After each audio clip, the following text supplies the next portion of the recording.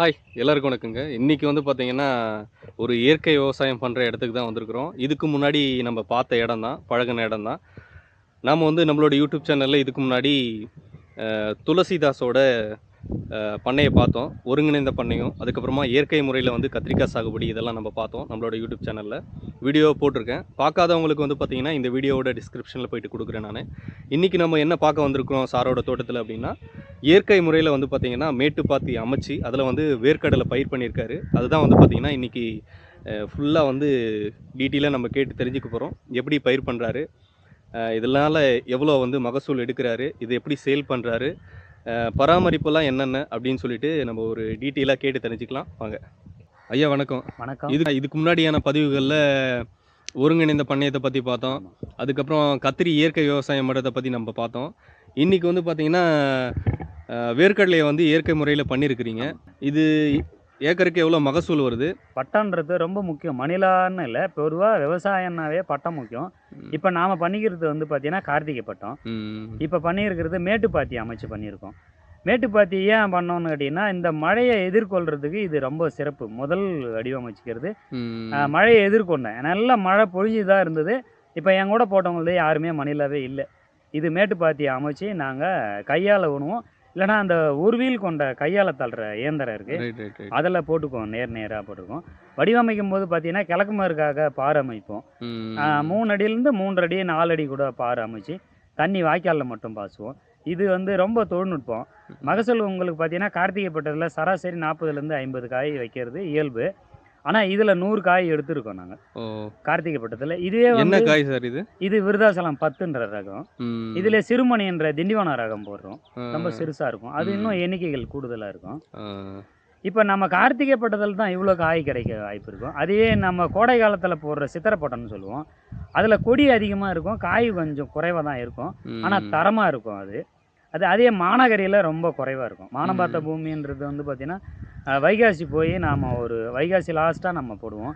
அதுல மகசூல் ரொம்ப குறைவா தான் கிடைக்கும். ம். இது வந்து நிரந்தரமா அதிகமான மகசூல் எது கிடைக்குதுன்னா, கார்த்திகை பட்டம், கிருத்திகையில போடுறது ம். அதிகமான மகசூலுக்கு கிடைக்கிறதுக்கு வாய்ப்பு இருக்கு. காரணம் என்ன சார்? அந்த தட்பவெப்பநிலை சீதோஷணம் வந்து நம்மளுக்கு அது ஒத்துப்போகும். அந்த ம். மணிலாவுக்கு ஒத்துப்போகும். அந்த கார்த்திகை தீபத்தன்னைக்கு போடும்போது, அது பட்டன்றது வந்து இந்த பூச்சி, மழைய எதிர்கொள்றதுக்கு அந்த தாவரம் தயாராயிடும். அதுதான் பட்டன்றது.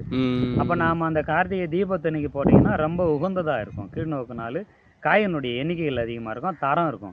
அதே ம். சமயம் பூச்சி, வைரஸு இதெல்லாம் எதிர்கொள்றதுக்கு அதுவே தன்னைத்தானே சுதாரிச்சுக்கும். ம். அதுதான் பட்டங்கிறது. ம். கார்த்திகை பட்டத்துல அந்த சீதோஷண நிலை, தட்பவெட்ப நிலை, அந்த பருவ காலங்கள் ஒத்துப்போகும் மணிலாவுக்கு. காய் கொஞ்சம் கூடுதலான காய் கிடைக்கும். ம். ஆனா கொடியில இருக்கிற தழை விழுந்துரும் அது. ஆனா ம். கொடி மட்டும் தான் இருக்கும். அதே சித்திரை பட்டங்கிறதுல பார்த்தீங்கன்னா, கொடி, தழை நெறைய கிடைக்கும். மகசூல் கம்மியா கிடைக்கும். ம். மானாவாரியில நாம பெரிய சவாலா இருக்கும். அதை எதிர்கொள்றதுன்றது ரொம்ப சவாலா இருக்கும். மகசூலும் கம்மியா தான் இருக்கும். ம். இந்த மாரி இப்ப மேட்டுப்பாத்தி அமைக்கிறதுன்றது பார்த்தீங்கன்னா, காயினுடைய எண்ணிக்கைகள், பராமரிப்பு இதெல்லாம் ரொம்ப முக்கியமானது இது. ம். அதே மாரி ஊடுபயிர் பண்ண மாட்டோம். இப்ப மேட்டுப்பாத்தி அமைச்சிருக்கீங்கல்ல, ஆமா. எத்தன அடி அகலம் ஒரு பாத்தி 3 அமைச்சிருக்கீங்க? அடியிலிருந்து 3 1/2 அடி வரைக்கும் பண்ணலாம். ஆ ம். 3 அடியிலிருந்து 3 அடி பண்ணும்போது, அந்த வாய்க்கால்ல தண்ணி போகும்போது, இந்த பக்கம் 1 1/2 அடி, அந்த பக்கம் 1 1/2 அடி ஊடுருவும் ஓ! தண்ணி. Right, right. ஆ. அப்ப இது இயற்கை முறையில பண்றதுனால தண்ணி ஊடுருவுதுண்ணே. இதோட 4 அடி கூட ஊடுருவி தண்ணி உள்ளுக்குள்ளார போகும். ம். கெமிக்கல்ல பண்றது பூமி இறுகிடும். அது தண்ணி போகுறது கொஞ்சம் கடினமா தான் இருக்கும். உறுதிப்படுத்த முடியாது. இப்போ நீங்க பண்ணியிருக்கிற மெத்தடு இயற்கை முறையில பண்ணா ஆமா, சாத்தியம். இயற்கை முறையில பண்றது சிறப்பு, சிறப்பு. சாத்தியம். ம். ஏன்னா அது வந்து இன்னைக்கு இருக்கிற ஜெனரேஷன்ல அது கேள்விக்குறியான்னு நினைக்கிறாங்க. ஓ! இது என்ன பொறுத்த அளவுக்கு இது சாத்தியம், எளிமையா பண்றதுக்கு வாய்ப்பு இருக்கு. பூமி ம். நெறைய லூஸ் கிடைக்கும்போது, அதிகமான மகசூல் கிடைக்குது. இப்ப ம். இந்த மேட்டுப்பாத்தியில வந்து மழை மட்டும் பொழியாம இருந்தா, களை மேல எடுக்க வேண்டிய வேலை வராது. ஓ! பராமரிப்பு கிடையாது. ம். அந்த தொட்டிக்குள்ளார மட்டும் தான் பராமரிப்பு வரும். களை வெட்டி அத மட்டும் அந்த மண்ண மட்டும் வாரி மேல போட்டா போதுமானது. ஓ! Super sir. ஆ. மழை வந்தால் மட்டும் தான் மேல களை முளைக்கும். இப்ப ம். பார்த்தீங்கன்னா, இது மழை வந்தது. நாங்க களை வெட்டியிருக்கோம். களை ம். வெட்டி மண் அணைச்சிருக்கோம். அவ்வளோதான் ம். இது மேல. ஆனா இதுவே நாங்க சித்திரை பட்டத்துல மணிலாவ ம். போட்டுட்டு, அதுக்கப்புறம் தண்ணி விட்டுட்டு வந்துருவோம். அந்த காவாய மட்டும் தான் 2 தடவ களை வெட்டுவோம். அப்போ மேட்டுப்பாத்தி அமைக்கிறதுனால கலை கண்ட்ரோலும் களைய வந்துருது. ரொம்ப கட்டுப்படுத்துறதுக்கு எளிமையா இருக்கும். காயினுடைய எண்ணிக்கைகள் அதிகமா இருக்கும். தண்ணி ம். குறைவா இருந்தாலும் சமாளிக்கும். எடுக்கும்போது தண்ணி இல்லன்னா கூட எடுத்துடுறோம் நாங்க. ம். வறட்சி காலத்துல சித்திரை பட்டத்துல போடும்போது, வைகாசி, ஆனி அந்த தமிழ் மாதம் ஆணி லாஸ்ட் வரும், ஆவணியில் கூட வரும். அப்போ தண்ணியே இல்லைன்னா கூட நாங்கள் எடுப்போம். அந்த தண்ணி பழுக்கி எடுக்கணும், தண்ணி பாசி தான் எடுக்கணும்னு கிடையாது. பூமி நல்லா லூஸாக இருக்கும், அப்படியே எடுத்துக்கும், காய் அறாம கைக்கு வந்துடும். இதனால மேட்டுப்பாத்தின்றது ரொம்ப சிறப்பானது. கொஞ்சம் நாம ஆரம்பத்தில் அந்த பாத்தி எடுத்து மட்டம் கட்டுறதுன்றது கொஞ்சம் கடுமையாக இருக்கும். அதை கஷ்டப்படும் போது நம்மளுக்கு அந்த மகசூல் கிடைச்சிடும். என்னை பொறுத்த அளவுக்கு இது பார்த்தீங்கன்னா 40லேருந்து 50 காய் சராசரி வைக்கணும். எனக்கு 100 காய் கிடைச்சிருக்கு. இப்போ 100 காய்க்கு மேலே தான் வரும் சராசரி ஒரு செடி. தனியாக இருக்கிற செடியெல்லாம் 100 காய்க்கு மேலே வரும். எவ்வளோ ஈல்டு எடுக்கிறீங்க சார் ஒரு ஏக்கருக்கு? 32 மூட்டை பச்சை காய்க்கு 60 கிலோ ஒரு மூட்டை, 32 மூட்டை எடுத்துட்டோம். பச்சை காய்? பச்சை காய் ஒரு ஏக்கருக்கு எடுத்துருக்கோம். இது எப்படி இப்போ நீங்கள் டைரெக்டாக சேல் பண்ணுறீங்களா இல்லை? இல்லை, எனக்கு வந்து எனக்குன்னு இல்லை, பொதுவாக எண்ணெய் வித்துக்கள்ல இன்னைக்கு உலக நாட்டிலே ஒரு டிமாண்ட் இருக்கு. அப்போ அதை நம்ம மதிப்பு கூட்டல் பண்ணி விற்பறேன். நான் நேரடியாக நான் மணிலா விற்றா அதுக்கு மதிப்பு கிடையாது. மதிப்பு கூட்டல் பண்ணி விற்கிறீங்க? மதிப்பு கூட்டல் பண்ணி தான் அதை பயிராக்கிடுவோம், இல்லை எண்ணெய் ஆக்கி புண்ணாக்கு நாங்கள் எங்கள் விவசாயத்துக்கும் கால்நடைக்கும் எடுத்துடுவோம், எண்ணெய் விற்றுருவோம். சூப்பர். ஆனால் லாபகரமாக இருக்கும். நீங்கள் ஆடுறதுக்கு புண்ணாக்கு கை கிடைச்சிரும், செலவு கிடையாது ஆடுறது. அதை உரிக்கிறதுக்கும் அந்த ஆடுறதுக்கும் பார்த்தீங்கன்னா சராசரியாக புண்ணாக்கு நம்மளுக்கு அவரேஜ் பண்ணிவிடும். மீதி எண்ணெய் பார்த்தீங்கன்னா 250 ரூபாயிலேருந்து 300 ரூபா வீட்டுக்கிட்டே எடுத்துக்கிறதுக்கு ஆள் இருக்காங்க. ரைட். ஏன்னா என்னோட சக நண்பர்கள் உறவினர்கள் பார்த்தீங்கன்னா நிறைய பேருக்கு தெரிய வருது இந்த இயற்கையான ஒரு பொருள் கிடைக்குதுன்றதுனால அவங்க என்ன நாடி எடுத்துக்கிறாங்க.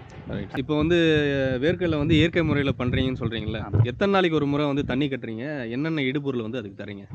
இடுபொருள்னு பார்த்தீங்கன்னா நம்ம தர வழியாக நம்ம ஏற்கனவே புழுதி ஓட்டுக்குள்ளே பலதானியம் விதைச்சி தான் மடைக்கு விழுறோம். அதில் எல்லா தேவையான சத்துக்களும் கிடைச்சிருக்கு. என்னென்ன தானியங்கள் விதைக்கிறீங்க? பலதானியத்தில் பார்த்தீங்கன்னா உங்களுக்கு எண்ணெய் வித்துக்கள்ல 4, சிறுதானியத்தில் 4, பாசன திரவத்தில் 4, பயிர் வகைகள் 4 வகை, இந்த மாதிரி சேர்த்து ஒரு 20லேருந்து 24 கிலோ வளர்த்து அதை வளர்த்து என்ன பண்ணுவோம், மடைக்கு உழுது மணிலா போட்டுட்டு வந்துடுவோம். எல்லா சத்துக்களும் அதிலே கிடைச்சிரும். ஆனால் சத்துக்கள் கிடைக்கும், இருந்தாலும் நாங்கள் இடுபொருள் ஜீவாமிர்தம், அமுத கரைசல்ங்கிற ஜீவாமிர்தம் 2 ஒன்று தான். அது இல்லாத பஞ்சகாவியா கீழே கொடுப்போம். எப்பயாவது ஒரு வாட்டி நாம் மீனமிலம் கொஞ்சம் மேலே தெளிப்போம். தண்ணின்னு பார்த்தீங்கன்னா உங்களுக்கு அந்த 45 நாள் வரைக்கும் முளைப்பு திறனில் இருந்து 45 நாள் வரைக்கும் பார்த்தீங்கன்னா வாடை வச்சு தண்ணி கட்டணும். அது பட்டத்தை பொருந்து தான். இப்போ இந்த கார்த்திகை பட்டத்தை பற்றி சொல்லணும்னா ஒரே ஒரு தண்ணி தான் கட்டியிருக்கோம். எப்போ 45 நாளைக்கு ஒரே ஒரு தண்ணி தான் கட்டியிருக்கோம். அதுவே போதுமானது. அது அந்த ஒரு தண்ணி கூட எதுக்குன்னா களை வெட்டுறதுக்கு தான் தண்ணி கட்டணும். ஆனால் மணிலாவுக்குன்னு தண்ணி வைக்கல, களையை பராமரிக்கிறதுக்கு வெட்டுறதுக்கோசரம் நாங்கள் அதை பண்ணோம். அதுக்கு அடுத்ததாக பார்த்தீங்கன்னா அந்த 45லேருந்து கிட்டத்தட்ட 60 நாள் வரைக்கும் செடி வாடாமல் ஈரத்தன்மையை தக்க வச்சுக்கணும். அந்த மாலுன்ற அம்பு இறங்கும். அப்போ அது இறங்குறதுக்கு ஈரத்தன்மை இருந்தால் தான் இறங்கும். அதனால் அது வாடாமல் பார்த்துக்கணும். அது அம்பு இறங்கி அந்த புட்டுங்கிற பிஞ்சு வச்சுச்சுன்னா அதுக்கப்புறம் மறுபடியும் வாட வைக்கணும். இது அறிவியல். நீங்கள் தண்ணி ஆரம்ப நிலையில் தொடர்ந்து தண்ணி கொடுத்து இல்லை பாத்தி பெரிய பாத்தி வச்சு தண்ணி இழுக்காமல் அப்படியே இருந்துச்சுன்னா இது வறட்சியில் வாழக்கூடிய தாவரம். அது ஒரு அந்தந்த தாவரங்களுக்குன்னு ஒரு சில குணாதிசயம் உண்டு. கிராமத்தில் சொல்கிற மாதிரி புத்தின்னு சொல்லுவாங்க. அந்த மாதிரி ஒரு குணாதிசயம். அந்த குணாதிசயம் என்னன்னு கேட்டிங்கன்னா, நீங்கள் வாடை வச்சு தண்ணி கட்டும்போது அந்த தாவரம் கொஞ்சம் சிந்திக்கும். இந்த உரிமையாளர் வந்து தண்ணி நம்மளுக்கு ரொம்ப குறைவாக கொடுக்குறாங்க, தண்ணி நம்மளுக்கு கிடைக்கல அப்படின்னு நிறைய தண்ணி சேமிச்சிக்கிறதுக்கோசரம் என்ன பண்ணுவோம் கேட்டிங்கன்னா, அது நிறைய காய் வைக்க ஆரம்பிக்கும். நாம் எப்படி வீட்டில் வந்து தண்ணி பற்றாக்குறைக்கு நம்ம குடம் தொட்டியெல்லாம் சேமித்து வைக்கிறோம், அந்த மாதிரி அதுக்கு ஒரு பாத்திரம் தேவை. பாத்திரங்கிறது தான் காயில் தண்ணி சேமிக்கலான்னு சொல்லி அது அதனுடைய குணாதிசயத்தை மாற்றிக்கும். அப்போ காயினுடைய எண்ணிக்கைகள் அதிகமாகும். 45 நாள் கழிச்சு இந்த மாதிரி தண்ணி கட்டுறதுனால அது வாடை வச்சு கட்டினா அந்த குணாதிசயத்தை மாற்றிக்கிட்டு அதிகமான அம்பு இறங்கி காய் நிறைய வைக்கும். தண்ணி சேமித்து வச்சுக்கிறதுக்கோசரம் நிறைய காய்கள் எண்ணிக்கைகள் அதிகமாகும். இது வந்து அறிவியல். நீங்கள் தொடர்ந்து தண்ணி கொடுத்து தண்ணி தேங்கிக்கிட்டு இருந்துச்சுன்னா அது சோம்பேறித்தனத்தில் அம்புகள் நிறைய இறங்கி காயினுடைய எண்ணிக்கைகள் குறையும். Super sir. சரி, இந்த 45 நாளுக்கு அப்புறம் நீங்கள் அம்பு இறங்கும் போது ஈரத்தன்மை இருந்துகிட்டே இருக்கும். அப்போ தான் அது லூஸாக ஆமாம் இறங்கும். அதுக்கப்புறம் பிஞ்சு வச்சிருப்பாடு காயினுடைய தரம் உயர்றதுக்கு நீங்கள் அதுக்கப்புறம் 60 நாளுக்கு அப்புறம் நல்லா வாட வச்சு தான் தண்ணி கட்டணும். அப்போ தான் அதனுடைய தரம் வந்து ரொம்ப தரமாக இருக்கும். பயிர் வந்து உள்ளே உருட்டாக இருக்கும், இல்லைன்னா நீர் கட்டிக்கிட்டு அப்படியே இருக்கும். இதெல்லாம் அறிவியல் தான்.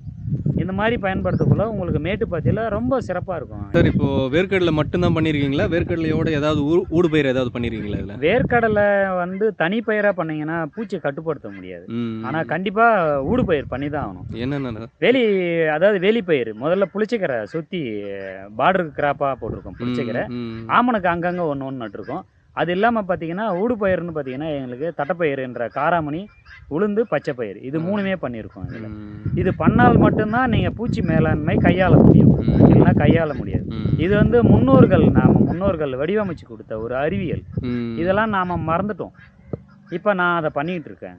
சார், இப்போ உளுந்து ஊடுபயிராக பண்ணியிருக்கீங்கன்னு சொன்னீங்களா? இப்போ என்னென்ன ரகம் பண்ணியிருக்கீங்க?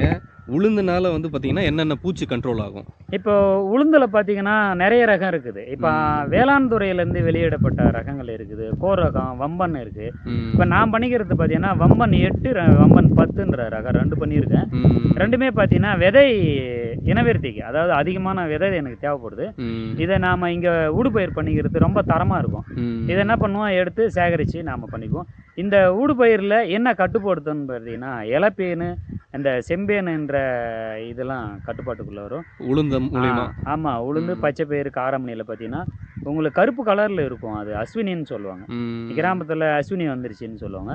அஸ்வினிங்கிற பூச்சி அந்த சிறு கண்ணுக்கு தெரியாமல் அந்த பூச்சிகள்லாம் கட்டுப்படுத்துறது. வேறு தாவரத்துக்கு போகாது, நேராக வந்து உளுந்துலேயும் பச்சைப்பயிரில் தான் வரும். அதை கட்டுப்படுத்துறது எளிமையாக இருக்கும். அதுதான் ஊடுபயிர் நம்ம பண்ணுறது. அடுத்த வீடியோ பதிவில் வந்து சாரோட பலப்பயிர் சாகுபடியை பற்றி பார்க்கலாம். அதுக்கு நம்மளோட சேனலை சப்ஸ்கிரைப் பண்ணி ஃபாலோ பண்ணிக்கோங்க. மீண்டும் அடுத்ததொரு வீடியோ பதிவில் சந்திப்போம். நன்றி, வணக்கம்.